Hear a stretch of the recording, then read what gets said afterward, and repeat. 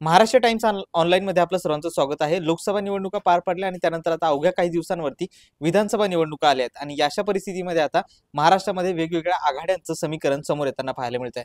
आता नुकतंच काही दिवसांपूर्वी मनोज जरांगे आणि एमआयएम हे सोबत येतील अशी चर्चा निर्माण झाली आणि त्याच दरम्यान ओवेसी आणि खासदार इम्तियाज जलील, माजी खासदार इम्तियाज जलील यांनी देखील प्रस्ताव असेल त्यांचा जर काही सकारात्मक असेल तर आम्ही देखील सकारात्मक आहे असं त्यांनी म्हटलं होतं. आपल्यासोबत एमआयएमचे प्रदेशाध्यक्ष माजी खासदार इम्तियाज जलील आहेत. सर, मनोज जरांगे यांच्यासोबत युती करायला तुम्ही प्रस्ताव जर असेल तर तुम्ही सकारात्मक आहे असं म्हणताय, नेमकं काय कसं आहे? मी काय आहे की आम्ही जेव्हा पत्रकारांनी हे प्रश्न विचारले होते की काही आपल्याकडे अलायन्ससाठी युतीसाठी काही प्रस्ताव आला तर तुम्ही तुमचं काय स्टँड असणार आहे, तर आम्ही त्यांना सांगितलं होतं की आम्ही पॉझिटिव्ह फ्रेम ऑफ माइंडमध्ये ते आम्ही बघू की कशा प्रकारचं काय प्रपोजल आहे आणि पॉझिटिव्हली आम्ही त्याच्यावर विचार करू. कारण लोकांनाही एक पर्याय पाहिजे आणि ते पर्याय कशा प्रकारे आपण देता येतील ते जोपर्यंत प्रस्ताव येत नाही आणि कोण देणारा प्रस्ताव देणारा कोण आहे हेही महत्त्वाचं आहे, कोणत्या पक्ष देणारा आहे, कोणा इंडिव्हिज्युअल देणारा आहे तेही महत्त्वाचं आहे. बघू. नक्कीच तुम्ही म्हणताय तसं. मात्र ज्या दिवशी मनोज जरांगे यांच्या शांतता रॅलीचा समारोप होता त्या दिवशी तुमचे पक्षाचे सर्वेसर्वा असदुद्दीन ओवैसी या ठिकाणी होते आणि त्याच दिवशी त्यांची भेट होईल असं शक्यता वर्तवली जात होती. तर तशी काही भेट झाली का? आणि त्या दिवशी ओवैसी साहेब देखील म्हटले की तसा काही प्रस्ताव असेल तर आम्ही देखील सकारात्मक आहे म्हणून. नाही, नक्की. मतलब अनेक पत्रकारांनी हे प्रश्न विचारले होते की जरांगे साहेबांचाही मोर्चा आज आहे शहरामध्ये आणि ओवैसी साहेब पण आहे. आमच्या महाराष्ट्रातले सगळे जिल्ह्यातले आमचे जे प्रतिनिधी आहे, कार्यकर्ते आहे, त्यांची मीटिंग होती. ते सकाळपासून संध्याकाळपर्यंत होती आणि दुसऱ्या दिवशी ओवैसी साहेबांना मुस्लिम पर्सनल लॉ बोर्डची मीटिंग होती दिल्ली, त्याच्यासाठी जायचं होतं. काही असं हे फिक्स झालं नाही होतं की आपल्याला भेटायचं आहे. पण संधी मिळाली तर नक्की भेटू. चर्चा करण्यामध्ये काय हे आहे. चर्चा करण्यामध्ये तुम्ही देखील वंचित आघाडीच्या दरम्यान देखील स्वतः तुम्ही पुढाकार घेतला होता. मात्र आता जर काही युती करायची असेल तर तुम्ही याच्यासाठी काही पुढाकार, काही प्रयत्न करणार आहे का? अशा काही हालचाली झाल्यात नाही, का? नाही, आम्ही काहीही प्रयत्न करणार नाही. कारण अनेकदा आम्ही प्रयत्न करून बघितलेलं आहे आणि लोकांना असं वाटतं की आम्हाला खूप गरज आहे. तसं काही नाही आहे. कोणी आले तर ठीक, नाही आले तर एकला चलो रे तर आहेच. बरोबर आहे. मात्र तुम्ही म्हणताय की त्यांच्यासोबत जायला आम्ही सकारात्मक आहे. मात्र त्यांच्या ज्या मागण्या आहेत, ज्या निमित्ताने ते समोर आलेत की त्यांची सगळ्या सोयऱ्यांची मागणी किंवा मराठा आरक्षण मिळालं पाहिजे, असं त्यांचं म्हणणं आहे. मात्र तुमच्या या मागण्यांबाबतीत तुमच्या पक्षाची काय भूमिका आहे? सगळे सोयरे तुम्हाला मान्य आहे का? नाही, काय आहे की याच्यावर एक सविस्तर चर्चा व्हायला पाहिजे. जोपर्यंत आम्ही जरांगे साहेबांसोबत बोलत नाही आणि दुसऱ्या पक्षांची काय भूमिका आहे त्याच्या बाबतीत मी जास्त बोलू शकत नाही. ते त्यांच्या पार्टीचा स्टँड असेल. पण आमच्या स्टँडच्या बाबतीत आम्ही जोपर्यंत चर्चा करणार नाही तोपर्यंत सांगणं मला वाटतं चुकीचं आहे. तुम्ही म्हणताय की चर्चा झाली पाहिजे. मात्र त्यांची ठोस मागणी आहे की आमचं सगळ्या सोयऱ्यांवरती आम्ही ठाम आहे आणि सगळे सोयरे मिळाल्याशिवाय आम्ही मागे हटणार नाही. तर जर ही तुम्हाला जर काही युती करायची तर तुम्हाला त्यांचा तो प्रस्ताव आहे, त्यांची जी मागणी आहे ती तुम्हाला मान्य आहे का? किंवा तुम्ही त्या मागणीवर काही विचार केलाय? काय आहे की आज दुर्दैव मला हे वाटतं की या आरक्षणाच्या मुद्द्यावर जे समाजामध्ये तेढ निर्माण होत आहे ते सगळ्यात महत्त्वाचा मुद्दा आहे मला असं वाटतं. आरक्षण मला असं वाटतं की कोणाला द्यायला पाहिजे, किती लोकांना द्यायला पाहिजे, सगळे सवेरेला द्यायला पाहिजे की नाही पाहिजे, याच्यापेक्षा महत्त्वाचा मुद्दा हे आहे की आज जाती धर्मामध्ये याच मुद्द्याला घेऊन ते तेढ निर्माण होत आहे. ते कमी कशा करता येईल याच्या बाबतीत विचार करण्याची आवश्यकता आहे. आपण सगळे लोक एकत्र जगलो तर याचा अर्थ काही राहणार आहे. नाहीतर आपण एकमेकांशी शत्रू झालं तर त्याचा काही अर्थ राहणार नाही मला असं वाटतं. तुम्ही म्हणताय ते बरोबर आहे की शत्रुत्व असलं नसलं पाहिजे. पण मूळ मुद्दा म्हणजे तुम्हाला पुन्हा त्याच प्रश्नावर घेऊन येतोय मी. त्यांची जी मागणी आहे सगळ्या सोयऱ्यांची मागणी आहे. तर तुम्हाला त्यांच्यासोबत अलायन्स करायचं आहे, तुम्ही सकारात्मक आहे असं म्हणताय. मात्र तुम्हाला त्या सगळ्या सोयऱ्यांच्या मागणीच्या बाबतीत मी तुमचं काय मत आहे? मी तेच बोललो की जेव्हा आम्ही जरांगे साहेबांसोबत बसू तर त्यांच्या या मुद्द्यालाही आम्ही डिस्कस करू की त्यांची मागणी बघा ते काय आहे ते आता इतकं स्टडीड झालेले आहे आपल्या इश्यूला घेऊन जसं तुम्ही मला मुस्लिम रिझर्वेशनच्या बाबतीत विचारलं तर मी सगळं काही बोलू शकतो उसमें. पण आता मराठ्यांच्या बाबतीत जे स्टडी जरांगे पाटील आणि त्यांची टीमने केलेली आहे, आम्ही त्यांच्या सोबत बसणं हे खूप महत्त्वाचं आहे. त्याचा फायदा कशा प्रकारे होणार आणि त्याचा तोटा कोणाला बसणार आहे, त्याचं नुकसान कोणाला होणार आहे, हे सगळं मुद्दे आम्ही जोपर्यंत स्टडी करणार नाही, आणि प्रामाणिकपणे सांगतो आतापर्यंत आमची स्टडी तशी झालेली नाही आहे. बरोबर आहे. तुम्ही असं म्हणताय. मात्र ही झाली वंचित आणि एमआयएमची युतीच्या संदर्भात. मात्र तिसऱ्या आघाडीच्या संदर्भात देखील महाराष्ट्रामध्ये चर्चा निर्माण झाली होती, की वंचित एमआयएम, बीआरएस, अजित पवार यासोबतच शेतकरी संघटना ज्या काय आहेत त्यासोबत येऊन काहीतरी युती होईल असं चर्चा होती. तसं काही खरंच प्रस्ताव आहे का? काही बोलणं झालंय?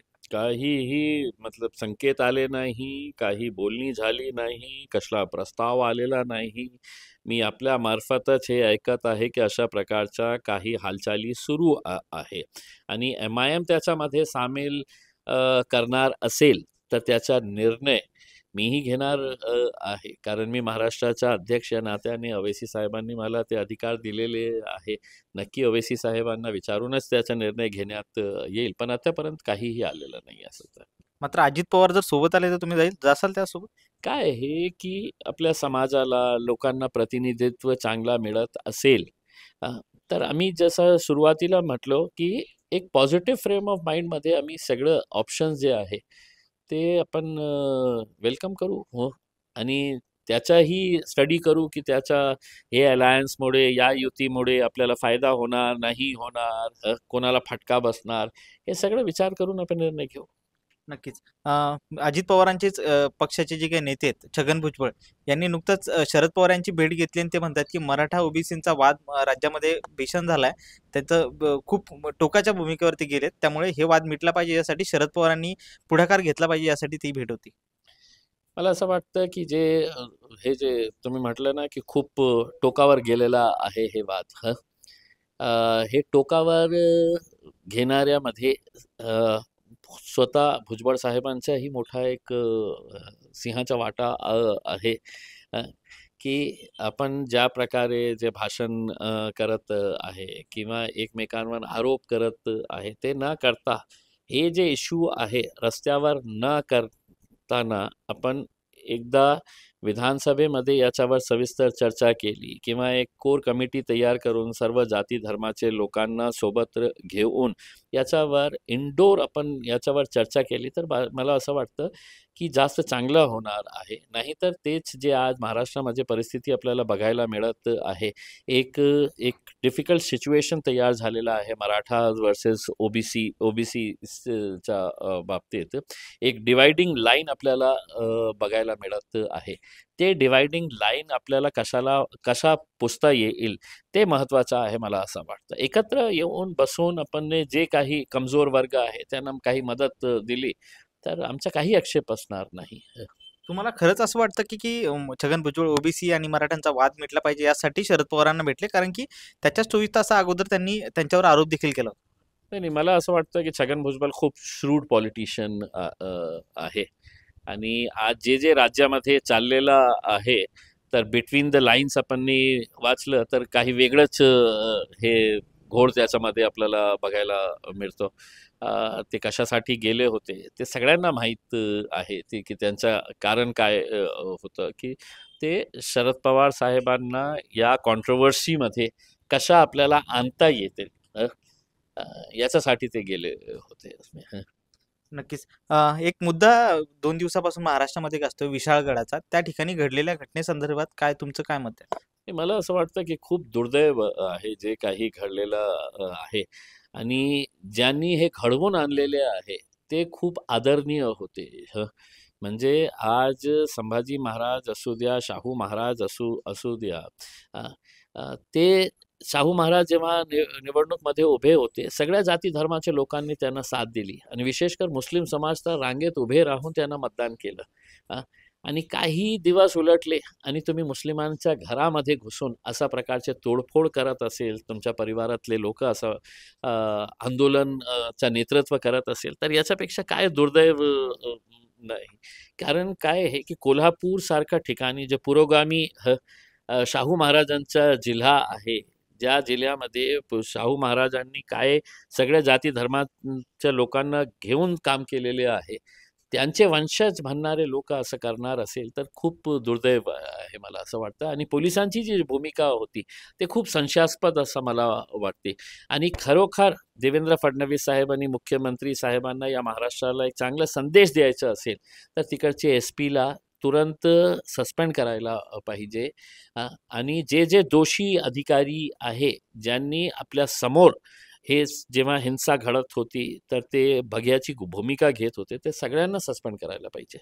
या प्रकरणानंतर तुम्ही देखील आता मैदानात उतरणार आहे, तुम्ही देखील या संदर्भात आवाज उठवणार आहे, नेमकं काय तुमचं म्हणणं आहे? मी ऑलरेडी हे मागणी केलेली आहे आणि मी प्रश्न विचारलेला आहे की असं कसं होतं की आज समजा अतिक्रमण होतं तिथे, मी त्याचं समर्थन करत नाही, पण एक नियम आहे का नाही आहे का जंगलराज आहे, गुंडाराज सुरू आहे की कोणीतरी हातात लाठ्या काठ्या पत्थर तलवारा घेऊन तिथे जाणार. आणि फक्त विशालगडवर हे झालं का नाही, तिथून 7-8 किलोमीटर एक दूर गाव आहे, त्या गावामध्ये फक्त तुम्हाला मुसलमानांचे घरं दिले, त्याचं अतिक्रमणाशी काही देणं घेणं नाही. मुसलमानांचे घरं दिले ते दिसले तर ते गाड्या जाळले, ते गाड्या उलटून टाकले, घरामध्ये घुसले आणि महिलांच्या सोबत छोटे छोटे लहान लहान मुलं होते, ज्या प्रकारे ते रडत होते हे सगळं व्हिडिओ मी बघितलं, आपणही बघितलं असेल. अरे कुठे आपण चाललेलं आहे, कोण होते हे करणारे लोक, म्हणजे याच्यावर विचार करण्याची आवश्यकता आहे मला असं वाटतं. ही घटना जी घडली त्याला जबाबदार कोण आहे आणि ह्या सगळ्या अतिक्रमणाला तुमचं काय मत आहे या अतिक्रमणाच्या बाबतीत? अतिक्रमण असेल तर प्रशासन काय करत होतं, मग सरकार काय करत होती, पोलीस काय करत होती, हे सगळं प्रश्न जे आहे ना हे मला विचारण्यापेक्षा त्यांना विचारायला पाहिजे की तुम्ही काय करत, तुम्ही झोपलेले होते का की अतिक्रमण. आता लोक म्हणतो अनेक वर्षापासून तिथे ते आहे, मग अचानक इतका उद्रेक कशाला होतो आणि विधानसभा जवळ येणार आहे, याचं नेतृत्व जे आहे संभाजी महाराज करतो, आणि म्हणजे मी त्यांचा खूप आदर करायचा. पण आता तुम्ही बघा की त्यांच्या सोबत जे गुंड प्रवृत्तीचे लोकांनी जे उद्रेक तिथे हे केलं त्याच्यासाठी कोण जबाबदार असणार. समजा मी उद्या एक मोर्चाचं आयोजन केलं आणि त्याच्यामध्ये हिंसा झाली तर मी जबाबदार असणार का नाही असणार. मग ज्यावेळी ते हिंसा घडत होती मग ते पोलीसवाले उभे होते, त्यांना कोणी सांगितलं होतं की त्यांना काही करायचं नाही, त्यांना सूट द्या, त्यांना जे करायचं आहे. आणि कोणत्या धर्मांनी सांगितलं तुम्ही मला हे सांगा. हिंदू धर्मांनी हे आपल्याला कुठे सांगितलेलं आहे की कोणत्या दुसऱ्या जातीच्या धर्माच्या धार्मिक स्थळामध्ये जाऊन अशा प्रकारे तोडफोड करायचं. ते दृश्य बघा तुम्ही, मी माझ्या फेसबुक पेजवर टाकलेले आहे की जे युवा पिढीचे युवक आहे ते मशिदीमध्ये जाऊन कशा प्रकारचे नारे देत आहे, तोडफोड करत आहे. हे हिंदू धर्माने सांगितलेलं आहे का.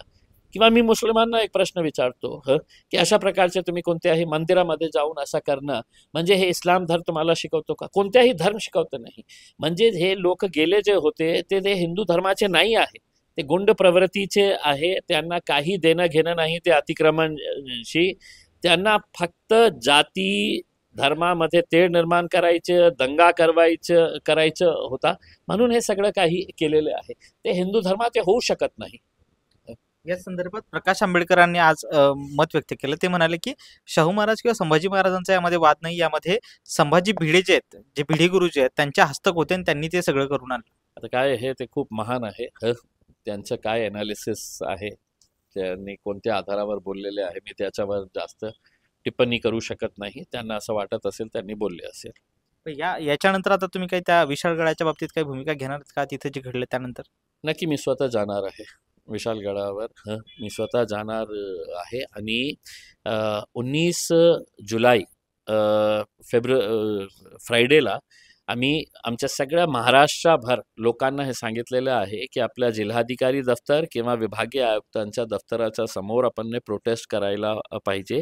कारण हे आज महाराष्ट्रासारखा राज्यामध्ये घडलेलं आहे की अशा प्रकारे मशिदीमध्ये जाऊन ज्या प्रकारे तोडफोड करण्यात आलेली आहे त्याचा निषेध दर्शवण्यासाठी मी माझ्या सगळे जे पार्टीचे लोक आहे आणि जे सेक्युलर माइंडेड हिंदूज पण आहे त्यांनाही विनंती केलेली आहे की याचा निषेध करण्यासाठी आपण आपल्या वतीने आपल्या आपल्या जिल्ह्याच्या ठिकाणी आपण याचा निषेध दर्शवणार आहे. प्रकाश आंबेडकरांनी आज घोषणा केली की ओबीसींचं आरक्षण बचावासाठी ते स्वतः नेतृत्व करणार आहेत आणि त्यासाठी आता ते स्वतः मैदानात उतरले. ते खूप महान आहे साहेब. म्हणजे मग ती त्यांच्या वक्तव्यावर मी काय प्रतिक्रिया देणार?